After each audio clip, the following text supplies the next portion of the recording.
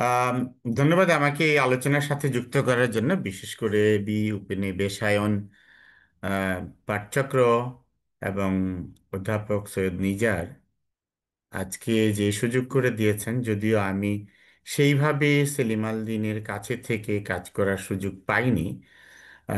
যৌবনে আমি নাট্যচর্চার সুযোগ পেয়েছিলাম। এখানে আমার সহকর্মী বন্ধু ডক্টর ফাহমিদা আক্তার মুন্নি, তা সে যতটা ঘনিষ্ঠভাবে সেলিম আল দীনের সাথে কাজ করার সুযোগ পেয়েছে এবং সেলিম আল দীন নিয়ে কাজ করার সুযোগ পেয়েছেন, ততটা করার সুযোগ হয়নি। কিন্তু নাট্যচর্চার সুবাদে, বিশেষ করে ঢাকা শহরে বেড়ে ওঠা, গ্রুপ থিয়েটার করার যোগ্যতা বা সুবাদে, এবং পাশাপাশি একজন সংস্কৃতি কর্মী হিসেবে বেড়ে ওঠা, এবং মূল বিষয় যে জায়গাটা আমার, আমি দর্শনের লোক, মূলত দর্শন নিয়ে পড়াশোনা করেছি এবং সেই জায়গাটায় আহ, যে মানুষের কাজ, কালকে অতিক্রম করার যে ইচ্ছা, এবং সেই দর্শন যেটাকে আমি আপাতত একটা নতুন শব্দ দিয়ে চিহ্নিত করতে চাই, অমরত্বের খোয়াবনামা। এই অমরত্বের খোয়াবনামার জায়গা থেকে আমি নতুন কিছু কাজ করার সুযোগ পেয়েছি। এখানে আমার কলিগ তানভীরও আছেন। আমরা সম্প্রতি একটি কাজ নিয়ে অস্ট্রেলিয়ার সিডনিতে গিয়েছিলাম। সেই কাজটি একটি নাটক, এবং সেটার নাম আমরা এরকম দিয়েছি যে আহ, আহ, খোয়াজ খিজিরের সিন্ধুক, অথবা চ্যাংটা হাবিবের অমরত্বের খোয়াবনামা। তো সেই জায়গা থেকে এই সেলিম আল দীনের লোকজ নাটকের সন্ধান অথবা অমরত্বের খোয়াবনামা, এই বিষয়ে আমি 4-5 মিনিটের বেশি বলবো না। আমি জানি আপনাদের ওখানে অনেক রাত, আর আমি আপনাদের এখান থেকে অনেক দূরে আছি। আমি পোল্যান্ডের একটি শহর, আহ, একটি প্রাচীন শহর ক্রাকাওয়ে আছি। সেখান থেকে আপনাদের সাথে যুক্ত হতে পেরে খুবই আনন্দিত। হুম। সেলিম আল দীনের সাথে আম, সম্পর্কের জায়গা থেকে হিসেব করতে গেলে বেশ আনন্দের সাথে বলতে হয় যে সেলিম আল দীন, যিনি আসলে মোহাম্মদ মঈনুদ্দিন আহমেদ, উনি নিজেকে যেই তৈরি করেছেন টাঙ্গাইলে করটিয়া সাদত কলেজের লাইব্রেরিতে, এবং উনার যে সেলিম আল দীন হয়ে ওঠা, এই যে উনার অমরত্বের খোয়াবনামা, সেটা মূলতই ছিল বাদ দ্বারা তাড়িত। যেই সময়টায় উনি আসেন, সেই সময়ের 250-300 বছরের কলোনির ইতিহাস ভারতবর্ষে, এবং বিশেষ করে নাটকের জগতে যেই কলোনিয়াল স্ট্রাকচারাল থিয়েটার চর্চা, পাশাপাশি মুক্তিযুদ্ধ এবং গ্রাম থিয়েটারের সাথে সংযুক্তি, সব মিলিয়ে ওনাকে যেই রকম একটা কাজের সুযোগ করে দিয়েছিল, সেইখান থেকে একজন সামান্য লোক যিনি বাংলা সাহিত্যের ছাত্র কবি হতে চান, পরে জীবনের দায়ে বিজ্ঞাপন এ এ কাজ করা শুরু করেন, সেই লোকটি সেই লোকটি পরে হয়ে ওঠেন সেলিম আল দীন। এবং সেই সেলিম আল দীন শেকড়ের সন্ধানে থেকে অমরত্বের খোয়াবনামায় যেই জায়গাটায় যাত্রা শুরু করেন, সেইটা পরে কাল অতিক্রম করে যায়। তার প্রমাণ হচ্ছে তার চাকা এবং কীর্তনখোলা নামে অন্ততপক্ষে দুটি কাজ, নাটক, যেগুলো আপনার পরে চলচ্চিত্রে রূপ পায়। আমাকে 1 মিনিট একটু সুযোগ দিতে হবে, আমি দরজাটা খুলে দিয়ে আসি। আহ,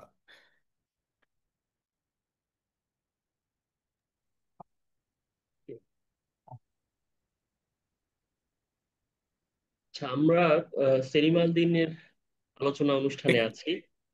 আর আচ্ছা, আমি চলে এসেছি। আমি এই মুহূর্তে একটি হোস্টেলে আছি, যে আমার বন্ধুরা, মানে আমার কলিগরা ঢুকেছেন। আমার ব্যক্তিগত যোগাযোগের জায়গাটা একটু বলার সুযোগ নিতে চাই।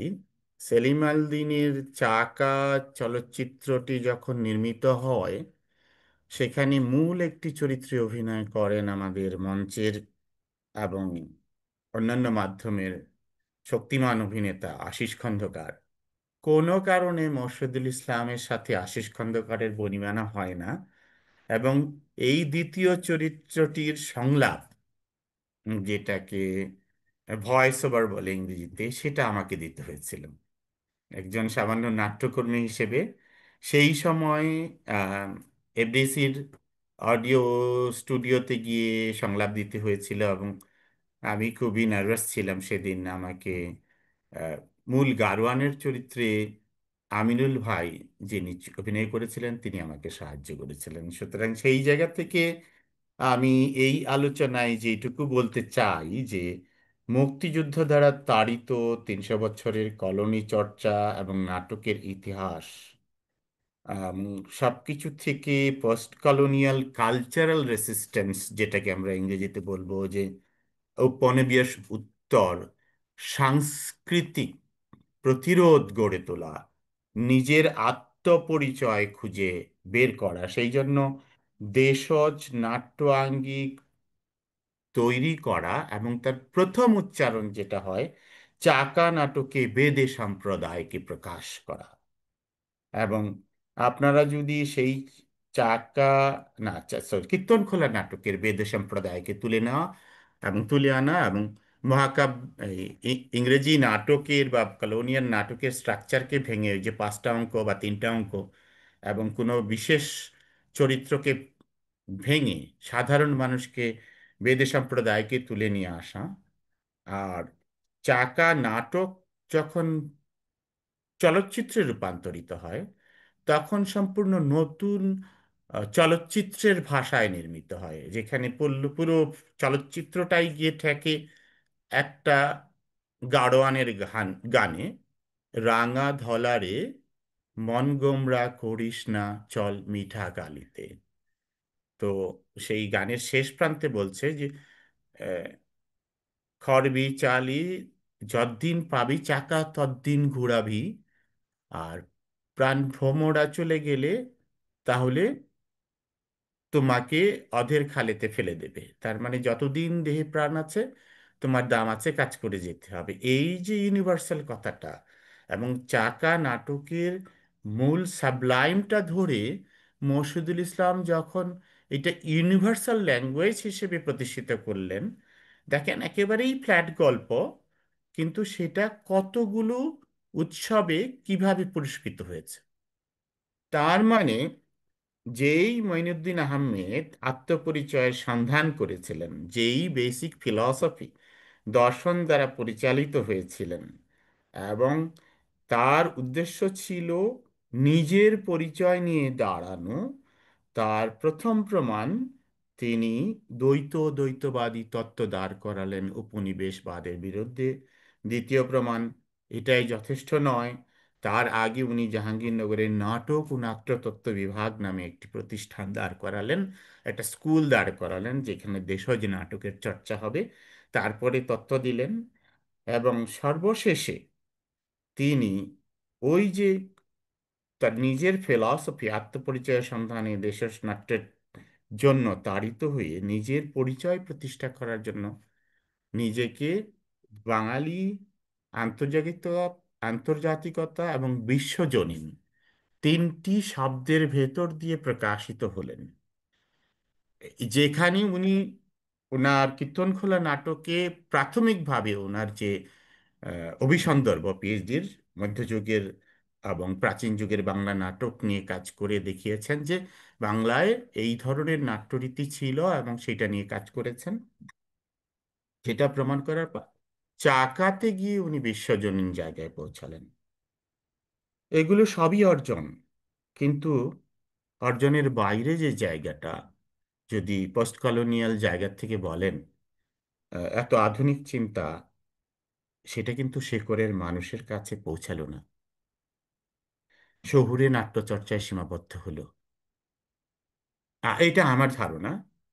আমি জানি না আপনারা কিভাবে ভাববেন, কিন্তু এটা নিয়ে অনেক তর্ক বিতর্ক হতে পারে, কিন্তু অবশ্যই যে সেলিম আল দীন আমাদের বাঙালির সংস্কৃতি, শেকড়, নাটক, সাহিত্য সব কিছুকে বিশ্ব দরবারে নিয়েছেন।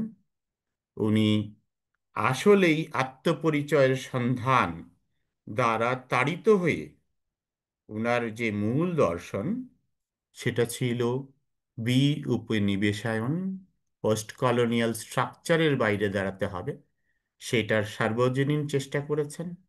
তারপরেও পরিণতিতে আমি বলবো ওনার চিন্তার এবং ওনার কাজের অংশগুলো এখনো আমরা গ্রামীণ খেটে খাওয়া সাধারণ মানুষের কাছে পৌঁছে দিতে পারিনি। ধন্যবাদ আমাকে কথা বলতে দেওয়ার জন্য। আর আমি আসলে আমার ব্যক্তিগত অভিমত প্রকাশ করছি, কাউকে আঘাত দেওয়ার জন্য নয়। একজন দর্শনের ছাত্র হিসেবে আমি যা বুঝেছি তাই। তারপরেও এখানে যে আবারও উম, বলে নিচ্ছি যে আমার চেয়ে ভালোভাবে কাজ করেছেন ডক্টর ফাহমিদা আক্তার। উনি চলচ্চিত্র এবং নাটক নিয়ে সরাসরি কাজ করেছেন। এরপরেও যদি এই প্রসঙ্গে কোনো তর্ক বিতর্কের আলোচনা করতে চান, আমি অবশ্যই সম্মত হব সেইখানে আমার নিজের জায়গায় দাঁড়াতে, অন্ততপক্ষে যে সেলিম আল দীনের কাজ কতটুকু আমরা সাধারণ মানুষের কাছে পৌঁছে দিতে পেরেছি। ধন্যবাদ সবাইকে।